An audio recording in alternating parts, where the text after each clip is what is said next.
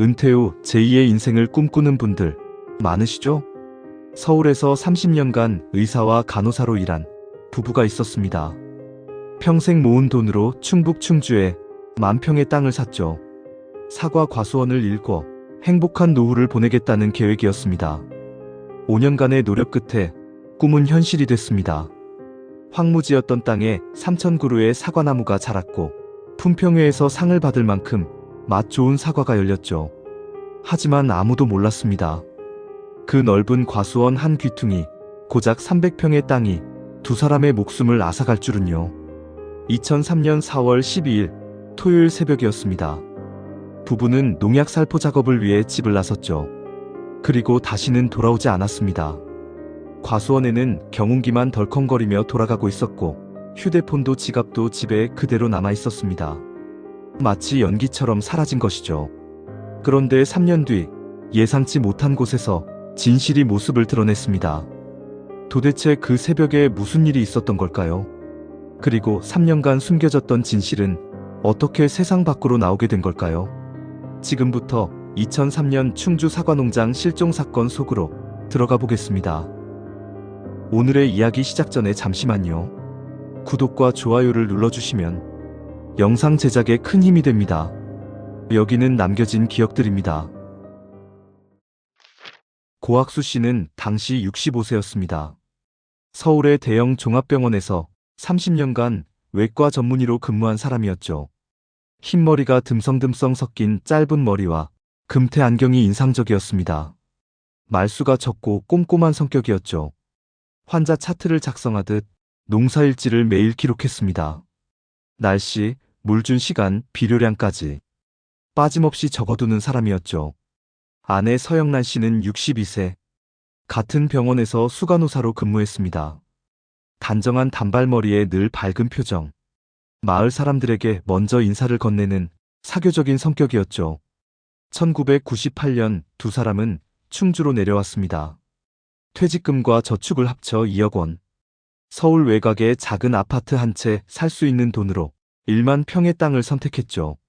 당시 이 땅은 10년 넘게 방치된 묵정밭이었습니다. 잡초가 허리까지 자라 있었고 돌멩이가 널려 있었죠. 주변 사람들은 수군거렸습니다. 의사 부부가 농사를 짓겠다니 한 달도 못 버틸 거라고요. 하지만 고학수 씨의 눈에는 다른 것이 보였습니다. 남양 경사면에 배수가 잘 되는 토질, 일교차가 큰 산간지역, 사과 재배의 최적의 조건이었죠. 첫 해에는 땅을 일구는 데만 집중했습니다. 새벽 5시에 일어나 돌을 골라냈죠. 한 사판 사판엔 돌이 트럭 10대 분량이었습니다. 서영란 씨도 함께했습니다. 남편이 돌을 고르면 그녀는 리어카로 날랐죠. 병원에서 밤샘 근무할 때보다 힘들었지만 불평하지 않았습니다. 둘째 해봄, 사과나무 묘목 3,000그루를 심었습니다. 품종은 부사와 홍로. 묘목 하나를 심을 때마다 서영란 씨는 속으로 소원을 빌었다고 합니다. 이 나무가 무럭무럭 자라서 우리 노후를 지켜주길. 3년이 지났습니다. 2001년 가을, 첫 수확. 빨간 사과가 주렁주렁 열렸죠. 고학수 씨는 첫 수확한 사과를 들고 한참을 바라봤다고 합니다. 이게 진짜 우리 땅에서 열린 거야? 믿기지 않았던 거죠. 그해 충주시 농협품평회에서 은상을 받았습니다.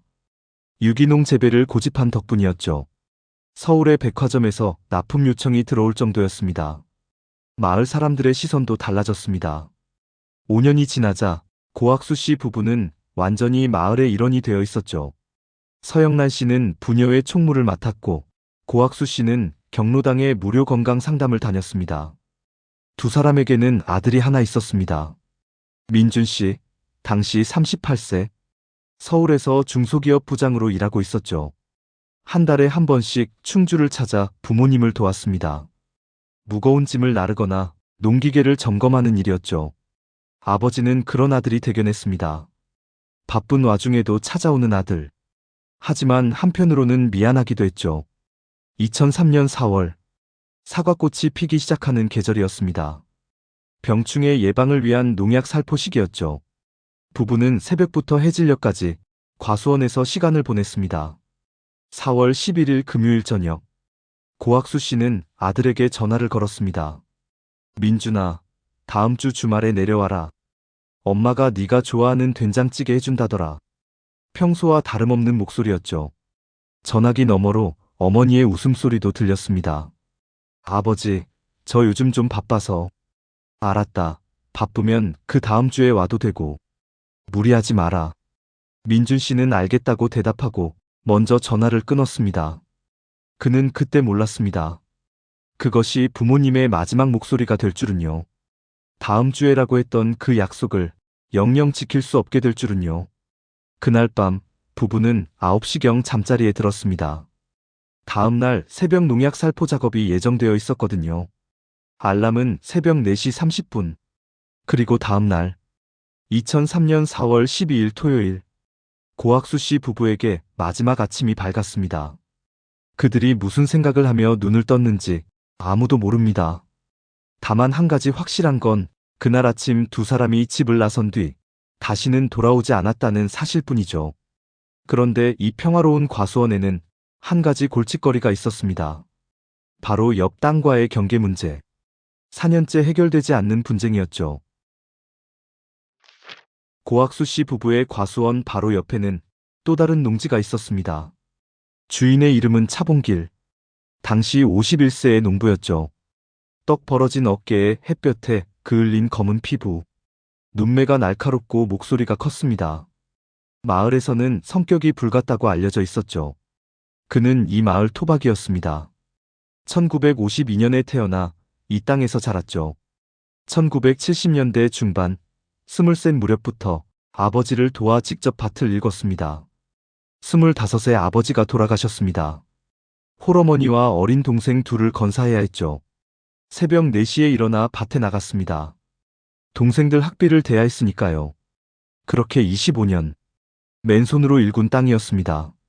문제는 땅의 경계였습니다.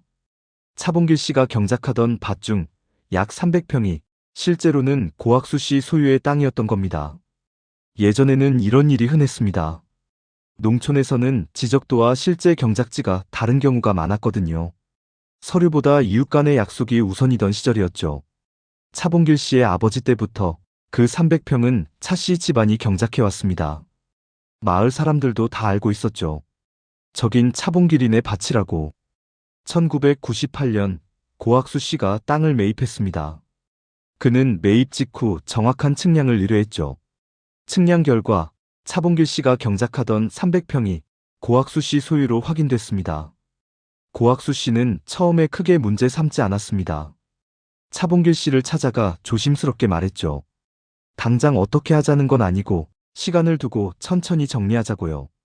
차봉길 씨의 얼굴이 굳어졌습니다. 25년간 일궈온 땅입니다. 새벽마다 돌을 골라내고 가뭄에는 저수지에서 물을 길어 날랐던 땅. 그런데 서류 한 장이 모든 걸 부정했습니다. 차봉길 씨는 받아들일 수 없었습니다. 측량이 잘못된 거라고 서울에서 온 사람이 시골 땅 사정을 뭘 아느냐고 했죠. 갈등은 4년간 지속됐습니다. 고학수 씨는 여러 차례 합의를 제안했죠. 땅값에 해당하는 금액, 당시 시세로 3천만 원을 지불하겠다고도 했습니다. 차봉길 씨는 고개를 저었습니다. 돈 문제가 아니야. 25년간 피땀 흘려 일군 땅인데 당신들은 돈 주면 다 되는 줄 알아? 마을 이장이 중재에 나섰지만 소용없었습니다. 차봉길 씨는 이웃들에게 고학수 씨 부부를 험담하고 다녔죠. 서울에서 돈 들고 내려와서 시골 사람 땅 빼앗으려 한다고요. 2002년 가을 상황이 급변했습니다. 고학수 씨가 재측량을 신청한 것이죠. 결과는 동일했습니다. 300평은 명백하게 고학수 씨 소유였습니다. 측량 나온 날 차봉길 씨는 고학수 씨 집 앞까지 찾아왔습니다. 관청하고 짜고 치는 거냐며 소리를 질렀죠. 서영란 씨는 무서워서 집 안으로 들어가 문을 잠갔습니다. 그날 이후 차봉길 씨는 입버릇처럼 말했습니다. 평생 농사지은 땅을 빼앗기느니 차라리 죽겠다고요. 2003년 3월 고학수 씨는 최종 결단을 내렸습니다. 청주의 변호사를 찾아가 토지 인도 청구 소송을 준비했죠. 4월 말까지 땅을 비우지 않으면 법적 절차를 밟겠다고 내용 증명을 보냈습니다. 이 소식을 들은 차봉길 씨. 마을 이장에게 찾아와 이렇게 말했다는 증언이 있습니다. 저 인간들 가만 안 둬. 없애버릴 거야. 당시에는 화가 나서 한 말로 여겨졌습니다. 설마 진짜 그러겠어. 2003년 4월 11일 금요일 오후. 실종 하루 전이었습니다. 고학수 씨와 차봉길 씨가 과수원 경계에서 마주쳤습니다. 두 사람은 크게 다퉜죠. 인근에서 일하던 농부 한 명이 그 장면을 멀리서 목격했습니다. 차봉길 씨가 손을 휘두르는 듯한 동작, 고학수 씨가 뒷걸음질 치는 모습, 거리가 멀어 정확한 상황은 파악하지 못했습니다. 그저 또 싸우나 보다. 한숨을 쉬며 지나쳤을 뿐이었죠. 그날 저녁 서영란 씨가 남편에게 물었습니다. 낮에 차봉길 씨랑 또 다퉜어요? 고학수 씨는 대답하지 않았습니다. 한숨만 내쉬었죠. 여보, 너무 걱정 마요. 법대로 하면 되는 거야. 서영란 씨가 남편의 손을 잡았습니다. 그게 두 사람의 마지막 대화였습니다. 그리고 다음 날 아침, 두 사람에게 무슨 일이 생긴 걸까요? 2003년 4월 12일 토요일, 새벽 4시 30분, 알람이 울렸습니다. 고학수 씨가 먼저 일어났습니다. 옆에서 자던 아내를 깨웠죠. 여보, 일어나요. 서영란 씨가 간단히 아침을 준비했습니다. 밥 한 공기와 된장국. 고학수 씨는 아내가 챙겨준 고혈압 약을 먹고 식사를 마쳤습니다. 5시 10분경 두 사람은 집을 나섰습니다. 아직 해가 뜨지 않은 시간이었죠. 창고에서 농약 살포기를 꺼내 경운기에 실었습니다. 고학수 씨가 운전석에 올랐죠. 허리가 안 좋아서 늘 깔고 앉던 방석을 깔았습니다. 경운기 시동이 걸렸습니다. 덜컹덜컹. 새벽 공기를 가르며 과수원으로 향했죠. 집에서 과수원까지는 약 500m. 경운기로 5분이면 도착하는 거리입니다. 이른 새벽이라 마을은 고요했죠. 부부를 목격한 사람은 아무도 없었습니다. 과수원에 도착한 건 5시 20분경으로 추정됩니다. 두 사람이 무슨 이야기를 나눴는지는 알 수 없죠. 사과꽃 향기가 새벽 공기에 섞여 있었을 겁니다.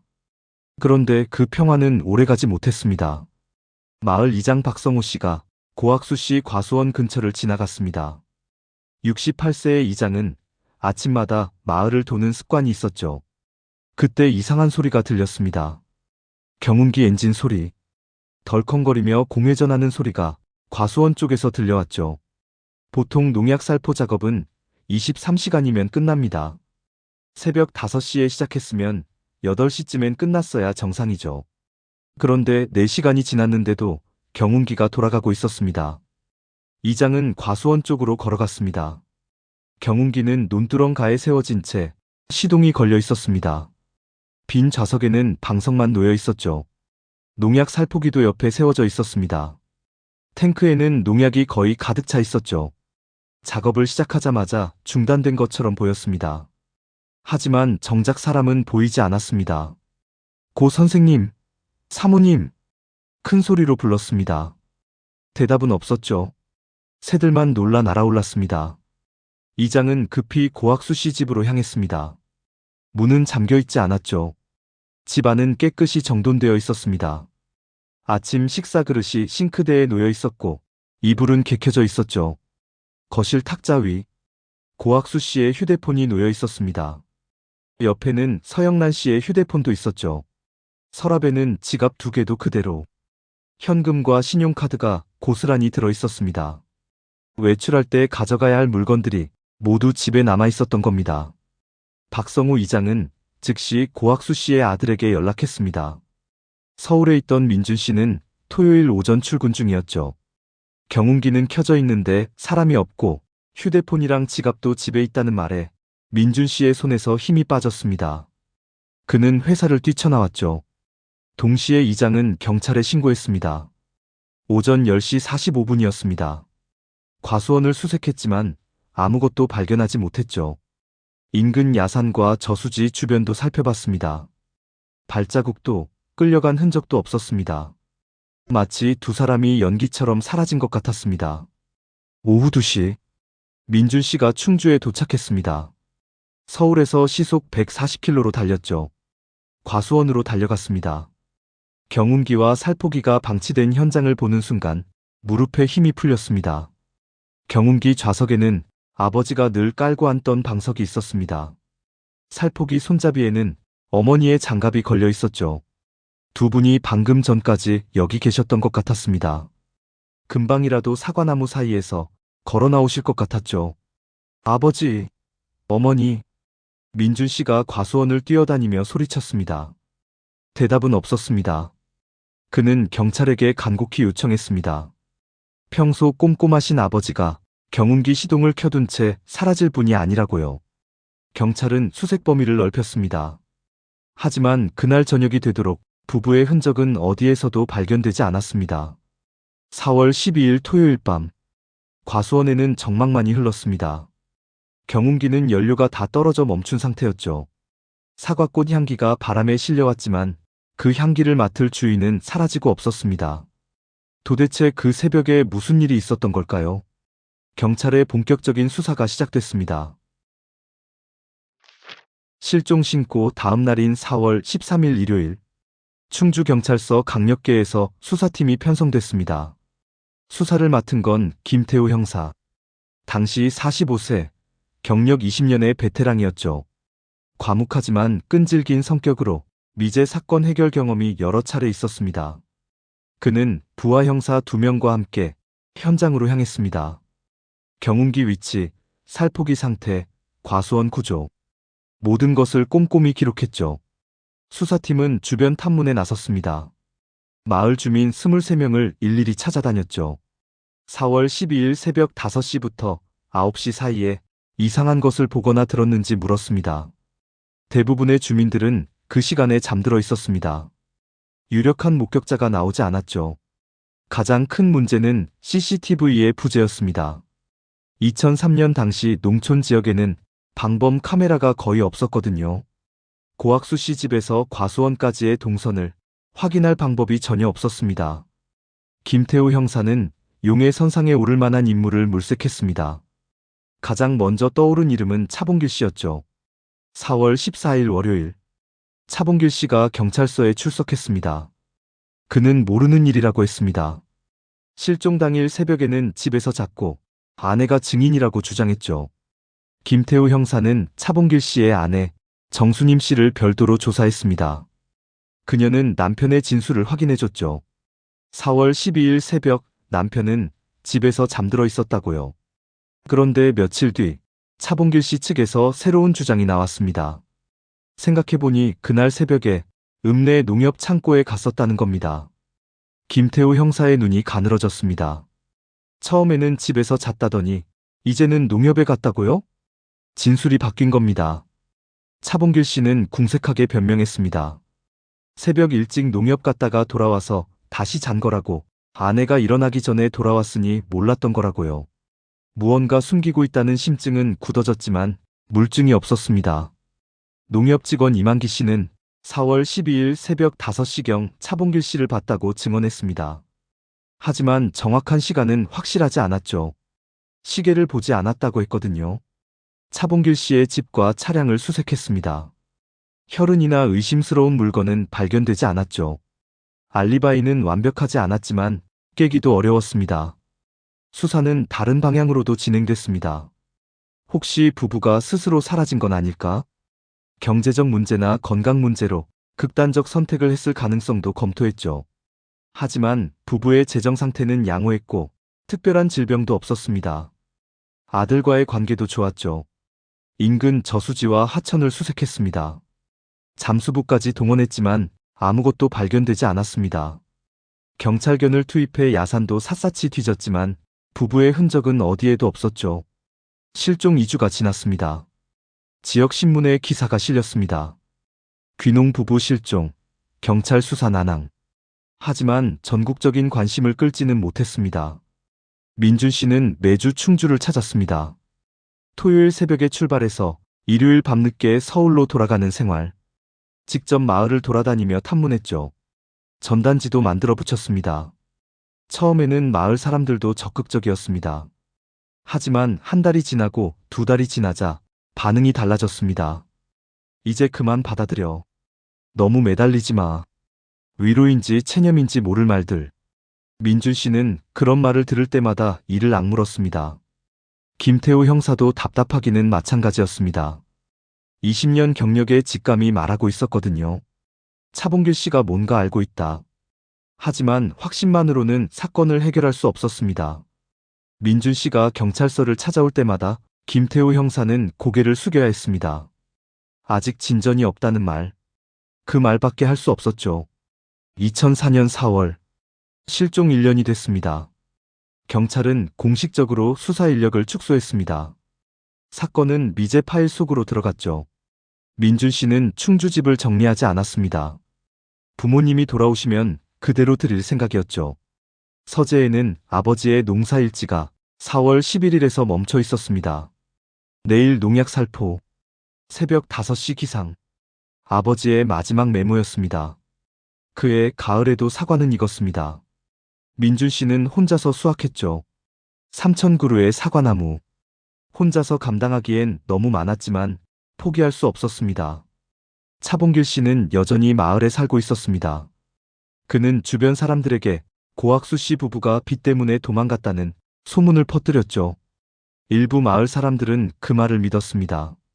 시간이 지나면서 관심도 시들해졌죠. 하지만 민준 씨는 알고 있었습니다. 부모님은 도망갈 분들이 아니었습니다. 무언가 숨겨진 게 있었죠. 그렇게 1년이 지나고 2년이 지났습니다. 그리고 3년.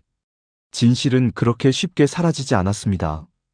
어딘가에 숨겨져 있을 뿐이었죠. 2004년, 2005년. 계절은 2번이나 바뀌었습니다.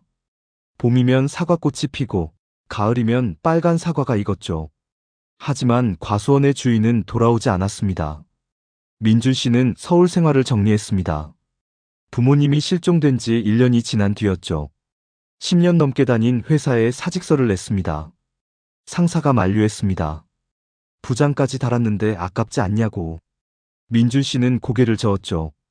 부모님이 일군 과수원을 지켜야 한다고. 그게 자신이 할 수 있는 유일한 일이라고요. 충주로 내려와 과수원을 돌봤습니다. 아버지가 남긴 농사일지를 교과서 삼아 혼자서 농사를 배웠죠. 처음에는 모든 게 서툴렀습니다. 가지치기를 하다가 손을 베기도 했고 농약 희석 비율을 잘못 맞춰 나무 몇 그루를 죽이기도 했죠.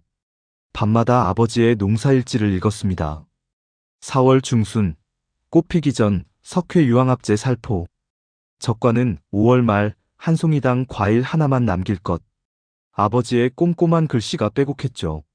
글씨를 따라 읽다 보면 아버지가 옆에서 가르쳐 주시는 것 같았습니다. 그러다 문득 고개를 들면 아무도 없는 빈방이었죠.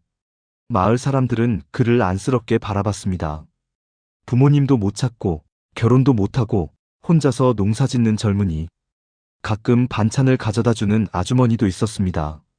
민준 씨는 그런 따뜻함이 고마웠습니다. 하지만 한 사람만은 달랐습니다. 차범길 씨였죠. 그는 여전히 마을에서 농사를 짓고 있었습니다. 민준 씨와 마주치면 고개를 돌렸죠. 인사는커녕 눈도 마주치지 않았습니다. 어느 날이었습니다. 마을 슈퍼 앞에서 두 사람이 마주쳤죠. 차범길 씨가 먼저 민준 씨를 발견했습니다. 그의 눈빛이 흔들렸죠. 당황한 듯, 아니면 무언가 꺼림칙한 듯. 손에 들고 있던 담배가 떨리는 것 같았습니다. 그는 급히 고개를 돌리고 지나갔죠. 민준 씨는 그 뒷모습을 지켜봤습니다. 죄가 없다면 왜 저렇게 피하는 걸까? 저 사람이 무언가 알고 있는 건 아닐까? 의심은 점점 커져갔습니다. 하지만 증거가 없었습니다. 경찰에 몇 번이나 찾아갔죠. 차범길 씨를 다시 조사해달라고요. 실종 전날 다퉜다는 목격담도 있고 알리바이도 석연치 않지 않냐고요. 돌아오는 대답은 똑같았습니다. 새로운 증거가 없으면 어렵다고. 심증만으로는 수사를 재개할 수 없다고요. 증거. 그 두 글자가 민준 씨의 발목을 잡았습니다. 부모님이 어디 계신지도 모르는데 무슨 증거를 어디서 찾으란 말입니까? 2005년 4월 12일. 실종 2주년이 되는 날이었습니다. 민준 씨는 과수원에 홀로 서 있었습니다. 사과꽃이 하얗게 피어 있었죠. 2년 전 그 아침에도 이렇게 꽃이 피어 있었을 겁니다. 바람이 불자 꽃잎이 흩날렸습니다. 마치 눈이 내리는 것처럼. 부모님이 마지막으로 본 풍경도 이랬을까요? 민준 씨는 한참을 그 자리에 서 있었습니다. 아버지, 어머니, 어디 계세요? 제발 알려주세요. 대답은 없었습니다. 바람만 사과꽃 향기를 실어날랐죠. 그는 주머니에서 담배를 꺼냈습니다. 부모님 실종 후 시작한 습관이었죠. 연기를 내뿜으며 하늘을 올려다봤습니다. 2년, 730일, 17,520시간. 그 긴 시간 동안 부모님은 어디에 계시는 걸까요? 2005년이 저물고 2006년이 밝았습니다. 그해 초 차봉길 씨에게 변화가 생겼습니다. 창고를 증축하기로 한 것이죠. 농기계가 늘어나서 기존 창고로는 부족하다는 이유였습니다. 마을 사람들은 대수롭지 않게 여겼죠. 농가에서 창고 늘리는 건 흔한 일이었으니까요. 2006년 3월, 증축 공사가 시작됐습니다. 차봉길 씨는 인부 2명을 고용했죠. 기존 창고 옆에 새 건물을 올리는 작업이었습니다. 공사는 순조롭게 진행됐습니다. 기초 공사를 위해 땅을 파고 콘크리트를 부을 준비를 했죠. 그런데 문제가 생겼습니다. 기존 창고의 바닥 일부에 금이가 있었던 겁니다. 새 건물과 연결하려면 기존 바닥도 보수해야 했죠. 인부들이 바닥 상태를 확인했습니다. 이상했습니다. 창고 한쪽 구석의 콘크리트가 다른 부분과 색이 달랐거든요. 원래 바닥은 회색빛이 도는 오래된 콘크리트였습니다. 그런데 구석 부분만 유독 검은빛이 돌았죠. 나중에 덧부은 흔적이 역력했습니다. 게다가 그 부분만 유독 금이 많이 가 있었습니다. 인부 한 명이 말했습니다. 이 부분은 제대로 양생을 안 한 것 같다고. 급하게 부은 티가 난다고요. 차봉길 씨의 얼굴이 굳어졌습니다. 그는 처음에 반대했습니다. 바닥은 그냥 두자고 했죠. 위에 더 씌우면 되지 않느냐고. 하지만 인부들은 고개를 저었습니다. 이대로 두면 새 건물까지 영향을 받는다고. 기초가 부실하면 전체가 무너질 수 있다며 바닥부터 다시 해야 한다고 주장했습니다. 며칠간 실랑이가 있었습니다. 차봉길 씨는 계속 반대했죠. 비용이 더 든다는 이유를 댔지만 인부들이 보기엔 이상했습니다. 그렇게까지 바닥 공사를 꺼릴 이유가 없었거든요. 결국 차봉길 씨가 한 발 물러났습니다. 하는 수 없이 바닥 공사를 허락했죠. 그의 얼굴에 스친 표정. 인부들은 눈치채지 못했지만 그건 분명 두려움이었습니다. 2006년 4월 3일, 인부들이 기존 창고 바닥을 깨기 시작했습니다. 그리고 그 아래서 3년간 숨겨져 있던 진실이 모습을 드러내려 하고 있었습니다. 2006년 4월 3일 오후, 인부들이 창고 바닥을 깨고 있었습니다. 콘크리트 파쇄기가 돌아갔습니다. 먼지가 자욱하게 일었죠. 금이 간 부분부터 깨기 시작했습니다. 색이 다른 구석 부분. 3년 전 급하게 부은 콘크리트였습니다. 제대로 양생하지 않아서 다른 부분보다 쉽게 부서졌죠. 파쇄기 날이 콘크리트를 갈아냈습니다. 조각들이 튀어올랐죠. 인부들은 마스크를 쓰고 작업을 계속했습니다. 그때였습니다. 인부 한 명이 손을 멈췄습니다. 콘크리트 조각 사이로 뭔가 이상한 게 보였습니다. 천 같은 것이었죠. 낡고 색이 바랜 천. 처음에는 쓰레기인 줄 알았습니다. 공사할 때 묻어둔 헝겊 조각이려니 했죠. 인부는 호기심에 더 파봤습니다. 천을 잡아당겼죠. 흙과 함께 무언가가 드러났습니다. 흙 속에서 하얀 것이 보였습니다. 둥글고 매끈한. 처음에는 돌멩이인 줄 알았죠. 하지만 아니었습니다. 인부의 얼굴이 하얗게 질렸습니다. 손에 들고 있던 삽이 떨어졌죠. 그는 비틀거리며 뒤로 물러났습니다. 사람의 뼈였습니다. 옆에 있던 다른 인부가 달려왔습니다. 무슨 일이냐고 물었죠. 대답 대신 땅을 가리켰습니다. 두 사람은 한동안 말을 잇지 못했습니다. 다리가 풀려 주저앉았죠. 오후 2시 17분. 충주경찰서에 긴급 신고가 접수됐습니다. 신고자의 목소리는 떨리고 있었습니다. 창고 바닥에서 뼈가 나왔다고. 사람 뼈 같다고요. 경찰이 현장에 도착한 건 신고 10분 뒤였습니다. 순찰차 2대가 먼지를 일으키며 멈췄죠. 경찰이 창고 안으로 들어갔습니다. 파헤쳐진 콘크리트 바닥. 그 사이로 드러난 것.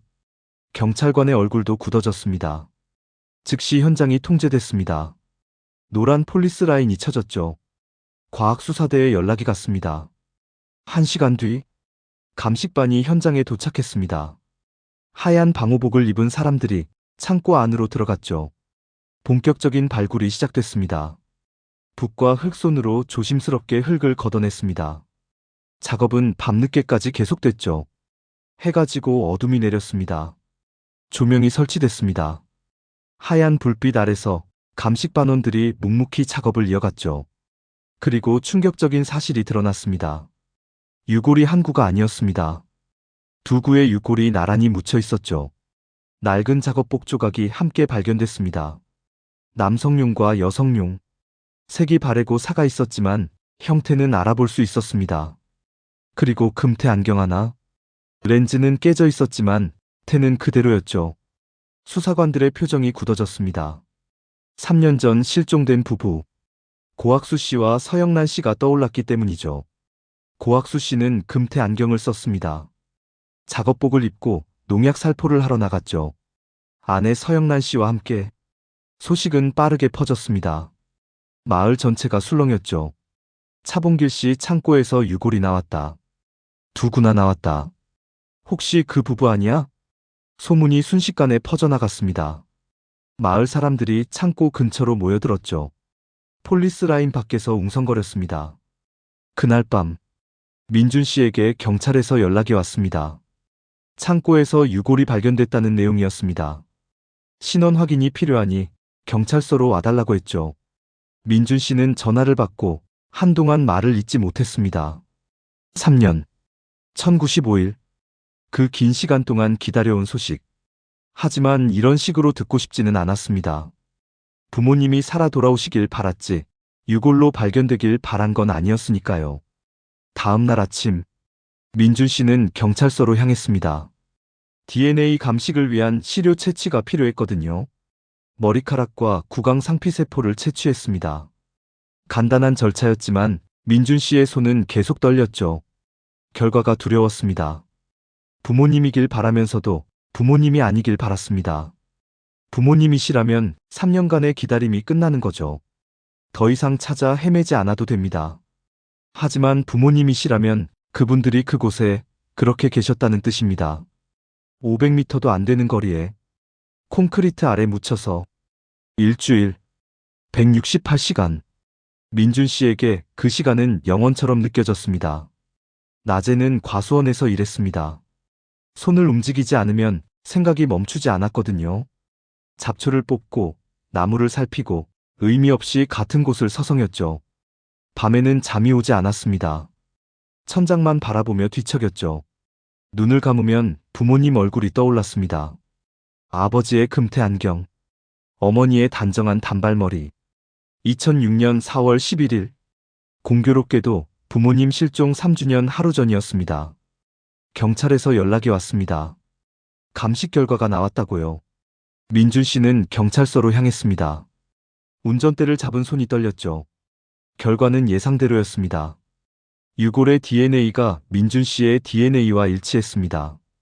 부모와 자식 관계로 확인된 겁니다. 3년간 찾아 헤맸던 부모님. 전국 방방곡곡을 수소문했던 부모님. 혹시 기억을 잃고 어딘가 계신 건 아닐까 희망을 품었던 부모님. 그분들은 불과 500m 떨어진 곳에 콘크리트 아래 묻혀 계셨습니다.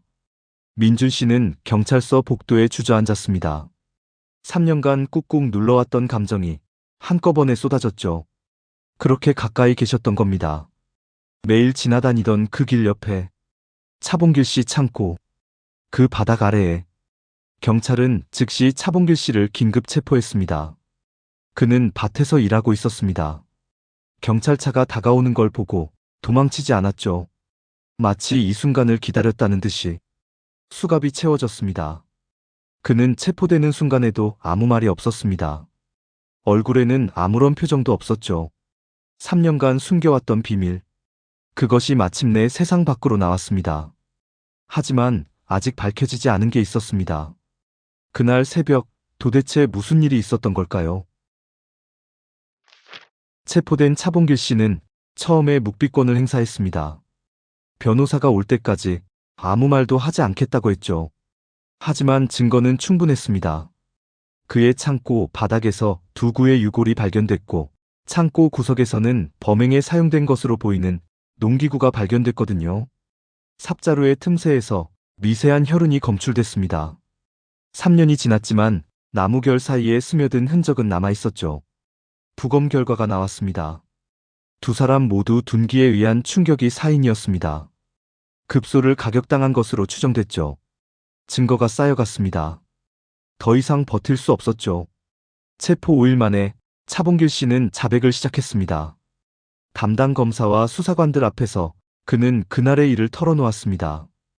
2003년 4월 12일 새벽, 차봉길 씨는 잠을 이루지 못했습니다. 전날 고학수 씨와 크게 다퉜기 때문이죠. 소송 통보를 받은 뒤로 분노가 가라앉지 않았습니다. 이불 속에서 뒤척였습니다. 눈을 감으면 300평의 땅이 떠올랐죠. 20살 때부터 일군 땅. 아버지가 돌아가신 뒤 홀어머니와 동생들을 먹여 살린 땅. 그 땅을 빼앗긴다고 생각하니 잠이 올 리가 없었습니다. 새벽 4시. 결국 이불을 걷어찼습니다. 밖으로 나갔죠. 새벽 공기가 차가웠습니다. 담배를 한 대 피웠죠. 연기를 내뿜으며 생각했습니다. 한 번 더 부탁해보자. 소송만은 취하해달라고. 25년간 일군 땅인데 제발 한 번만 봐달라고. 새벽 5시경. 그는 창고에서 삽을 들고 나왔습니다. 혹시 모르니까 자신을 지키기 위해서라고 생각했죠. 과수원 쪽으로 향했습니다. 과수원에 도착했을 때 고학수 씨 부부가 작업을 준비하고 있었습니다. 경운기 옆에 서서 농약 살포기를 점검하고 있었죠. 차봉길 씨가 다가갔습니다. 발소리에 고학수 씨가 돌아봤죠. 두 사람의 눈이 마주쳤습니다. 고학수 씨의 표정이 굳어졌습니다. 또 이 사람이야? 그런 눈빛이었죠. 차봉길 씨가 입을 열었습니다. 소송을 취하해달라고. 25년간 일군 땅인데 제발 한 번만 봐달라고요. 고학수 씨는 한숨을 내쉬었습니다. 그리고 한마디를 던졌죠. 당신 땅 아니니까 포기해요. 소송해봤자 결과는 똑같아. 차갑고 단호한 목소리였습니다. 그 순간 차봉길 씨의 머릿속이 하얘졌다고 합니다. 25년, 9125일. 그 긴 세월 동안 쌓였던 분노가 한꺼번에 폭발한 겁니다. 손에 들고 있던 삽이 움직였습니다. 자신도 모르게. 아니, 어쩌면 알고 있었는지도 모릅니다. 고학수 씨가 쓰러졌습니다. 금태 안경이 땅바닥에 떨어졌죠. 서영란 씨가 비명을 질렀습니다. 남편 쪽으로 달려가려 했죠. 차봉길 씨의 손이 다시 움직였습니다. 서영란 씨도 쓰러졌습니다. 과수원에 정적이 흘렀습니다. 경운기 엔진 소리만 덜컹거렸죠. 새들이 놀라 날아올랐습니다. 모든 일이 5분도 안 되는 시간에 벌어졌습니다. 차봉길 씨는 정신을 차렸을 때 두 사람이 쓰러져 있는 걸 봤습니다. 움직이지 않았죠. 그제야 자신이 무슨 짓을 했는지 깨달았습니다. 손이 떨렸습니다. 삽을 놓쳤죠. 무릎에 힘이 풀렸습니다. 어떡하지? 어떡하지? 머릿속이 하얘졌습니다. 하지만 후회보다 두려움이 앞섰습니다. 들키면 끝이었죠. 감옥에 가야 합니다. 인생이 끝나는 겁니다. 그는 시신을 숨기기로 했습니다. 피해자들의 경운기를 이용했습니다. 두 사람을 짐칸에 실었죠. 손이 떨렸지만 멈출 수 없었습니다. 창고로 향했습니다. 새벽 5시. 마을은 여전히 잠들어 있었습니다. 다행히 아무도 보지 못했죠. 창고 바닥에 구덩이를 팠습니다. 삽질을 할 때마다 땀이 흘렀습니다. 2시간이 걸렸죠. 두 사람을 묻었습니다. 그 위에 흙을 덮고 콘크리트를 부었습니다. 급하게 부은 탓에 제대로 양생되지 않았지만 당장은 상관없었습니다. 들키지만 않으면 됐으니까요. 그리고 경운기를 다시 과수원으로 몰고 갔습니다. 원래 자리에 세워두었죠. 시동을 켜둔 채 떠났습니다. 마치 작업 중에 사라진 것처럼 보이게 하려고요. 작업은 해가 뜨기 전에 끝났습니다. 그리고 3년. 그는 아무 일 없었다는 듯 살았습니다. 매일 그 창고를 드나들었습니다. 농기계를 넣고 빼면서 그 바닥을 밟았죠. 바닥 아래 두 사람이 묻혀 있다는 걸 알면서 밤마다 악몽을 꿨다고 합니다. 잠들면 두 사람이 나타났죠. 왜 그랬냐고 물었습니다. 대답할 수 없었죠. 술을 마시기 시작했습니다. 취해야 잠들 수 있었거든요. 하지만 술을 마셔도 악몽은 사라지지 않았습니다. 민준 씨와 마주칠 때마다 심장이 멎는 것 같았다고 합니다. 저 사람이 알면 어떡하지? 들키면 어떡하지? 그래서 피했던 겁니다. 눈을 마주칠 수 없었죠. 자백을 마친 차봉길 씨는 고개를 떨궜습니다. 후회한다고 했습니다. 되돌릴 수 있다면 되돌리고 싶다고요. 수사관이 물었습니다. 땅 300평 때문에 두 사람을 해친 거냐고. 차봉길 씨는 한참을 침묵했습니다. 그리고 대답했죠. 그냥 땅이 아니었어요. 내 인생이었어요. 25년 동안 내가 일군 전부였어요. 300평. 약 1,000제곱미터. 당시 시세로 3천만 원. 그 땅 때문에 두 사람의 목숨이 사라졌습니다. 그 땅 때문에 한 아들이 부모를 잃었죠. 수사는 마무리됐습니다. 차봉길 씨는 구속 기소됐습니다. 재판이 시작됐죠. 2006년 7월 청주지방법원에서 첫 공판이 열렸습니다. 아침부터 법원 앞은 붐볐습니다. 기자들이 카메라를 들고 대기하고 있었죠. 사건이 알려지면서 전국적인 관심을 받게 됐거든요. 토지 분쟁 끝에 이웃 부부 살해, 3년간 창고 바닥의 은닉. 자극적인 제목이 신문에 실렸습니다. 방송에서도 연일 보도했죠. 법정 안은 조용했습니다. 방청석에는 마을 사람들이 앉아 있었죠. 3년간 이웃으로 지냈던 사람들. 그들의 표정은 복잡했습니다. 충격, 분노, 그리고 죄책감. 왜 몰랐을까? 왜 눈치채지 못했을까? 그 창고 앞을 몇 번이나 지나다녔는데, 차봉길 씨와 술도 마셨는데, 그 아래 두 사람이 묻혀 있었다니. 차봉길 씨는 피고인석에 앉아 있었습니다. 3개월 전까지 마을에서 마주치던 그 사람. 이제는 수의를 입고 있었죠. 얼굴이 많이 수척해져 있었습니다. 눈 밑에는 짙은 그늘이 졌죠. 고개를 숙인 채 방청석을 바라보지 않았습니다. 민준 씨도 법정에 있었습니다. 피해자 가족석에 앉아 있었죠. 부모님을 해친 사람을 처음으로 정면에서 마주하는 자리였습니다. 민준 씨는 차봉길 씨를 바라봤습니다. 3년간 의심했던 사람.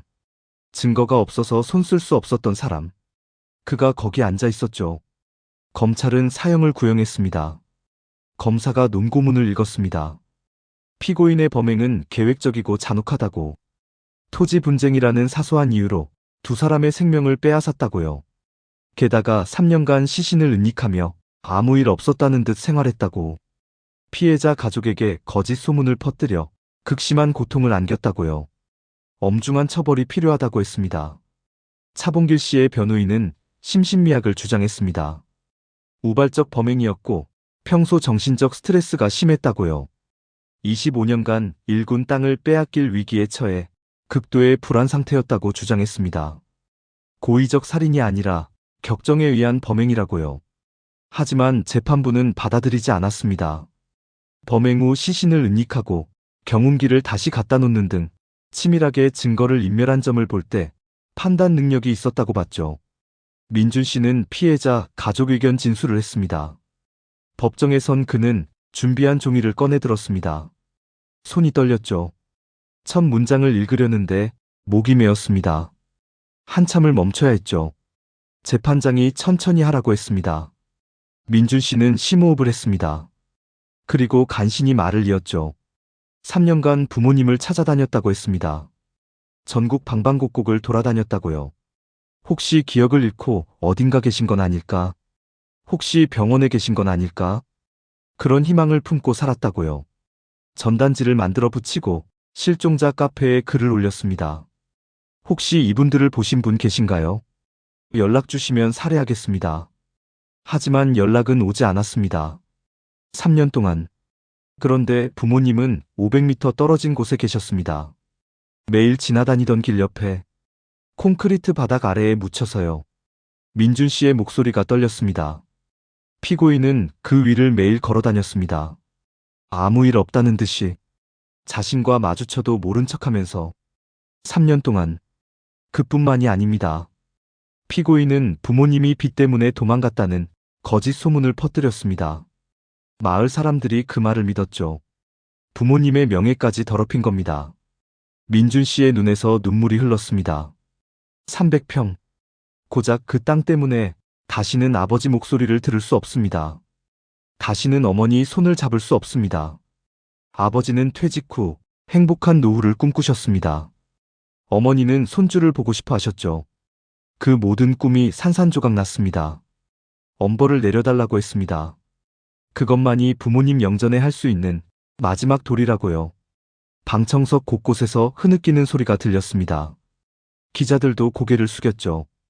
2006년 11월 1심 선고가 내려졌습니다. 재판장이 판결문을 읽었습니다. 법정이 숨을 죽였죠. 피고인 차봉길, 무기징역. 재판부는 판결문에서 이렇게 밝혔습니다. 피고인의 범행은 잔혹하고 반인륜적이라고. 피해자들은 평화로운 노후를 꿈꾸며 귀농한 선량한 시민이었다고요. 토지 분쟁이라는 이유만으로 두 사람의 생명을 빼앗은 것은 어떤 변명으로도 정당화될 수 없다고 했습니다. 특히 3년간 시신을 은닉하며 평온하게 생활한 점, 피해자 가족에게 거짓 소문을 퍼뜨린 점, 반성의 기미가 뚜렷하지 않은 점 등을 고려하면 극형에 준하는 엄벌이 마땅하다고요. 차봉길 씨는 고개를 숙인 채 아무 말도 하지 않았습니다. 그는 항소했습니다. 하지만 2심에서도 형량은 그대로였죠. 대법원 상고도 기각됐습니다. 무기징역. 그는 교도소로 향했습니다. 민준 씨는 판결을 듣고 법원 앞에 한참을 서 있었습니다. 해가 지고 있었죠. 정의가 실현된 걸까요? 부모님의 원한이 풀린 걸까요? 그는 알 수 없었습니다. 시원하지도 후련하지도 않았습니다. 그냥 허무했죠. 다만 한 가지 확실한 건 부모님은 돌아오지 않는다는 것이었습니다. 아무리 무거운 형벌을 내려도 그분들은 다시 살아 돌아오지 않습니다. 무기징역. 차봉길 씨는 평생을 감옥에서 보내게 됐죠. 하지만 민준 씨도 마찬가지였습니다. 부모님 없는 세상에서 평생을 살아가야 했으니까요. 형벌은 차봉길 씨에게 내려졌지만 고통은 민준 씨에게도 남았습니다. 그게 피해자 가족의 현실이었죠. 민준 씨는 충주로 돌아갔습니다. 과수원에서 부모님 영정 사진 앞에 섰습니다. 아버지, 어머니, 이제 편히 쉬세요. 제가 이 과수원 지킬게요. 그해 가을, 사과는 유난히 붉게 익었습니다. 마치 부모님이 보고 계신 것처럼. 만약 그 300평이 없었더라면 어떻게 됐을까요? 고학수 씨와 서영란 씨는 지금쯤 80을 넘긴 나이가 됐을 겁니다. 손주들과 함께 사과를 따고 있었을지도 모르죠. 민준 씨는 서울에서 가정을 꾸리고 명절마다 충주를 찾았을 겁니다. 하지만 그런 미래는 오지 않았습니다. 300평. 한 사람에게는 25년의 땀이었고 다른 두 사람에게는 노후의 꿈이었죠. 그 땅을 두고 벌어진 다툼이 세 사람의 인생을 모두 망가뜨렸습니다. 2025년 현재 사건이 일어난 지 22년이 흘렀습니다. 차봉길 씨는 여전히 복역 중입니다. 무기징역을 선고받은 그는 교도소에서 19년째를 보내고 있죠. 여러 차례 가석방 심사에서 탈락했습니다. 그가 그토록 지키려 했던 300평. 그 땅은 어떻게 됐을까요? 경매로 넘어가 낯선 사람 소유가 됐습니다. 잡초만 무성하게 자란 채 방치되어 있죠. 결국 아무도 갖지 못했습니다. 민준 씨는 지금도 그 과수원을 지키고 있습니다. 올해로 환갑이 됐죠. 아버지를 닮아 농사일지를 쓰고 어머니처럼 이웃에게 먼저 인사를 건넵니다. 결혼은 하지 않았습니다. 부모님을 찾아다니느라 시기를 놓쳤죠. 그는 그것을 후회하지 않는다고 합니다. 과수원을 지키는 게 자신의 역할이라고요. 매년 4월이면 부모님 산소를 찾습니다. 사과꽃이 필 무렵이면 꼭 들르는 곳이죠. 이 사건은 우리에게 묵직한 질문을 던집니다. 땅이란 무엇일까요?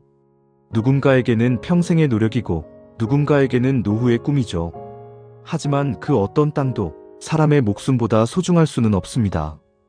분쟁이 생겼을 때 대화가 먼저였다면 어땠을까요? 법보다 양보가 먼저였다면요. 세 사람 모두 다른 인생을 살았을지도 모릅니다. 1만 평의 과수원. 그곳에서 올해도 사과가 익어가고 있습니다. 여러분은 어떻게 생각하십니까? 300평의 땅과 두 사람의 목숨. 과연 무엇이 더 소중한 걸까요? 당신의 관심이 잊혀진 이름들을 다시 세상에 남깁니다. 구독과 좋아요는 지워진 기억 위에 남겨지는 또 하나의 기록입니다. 여기는 남겨진 기억들입니다. 감사합니다.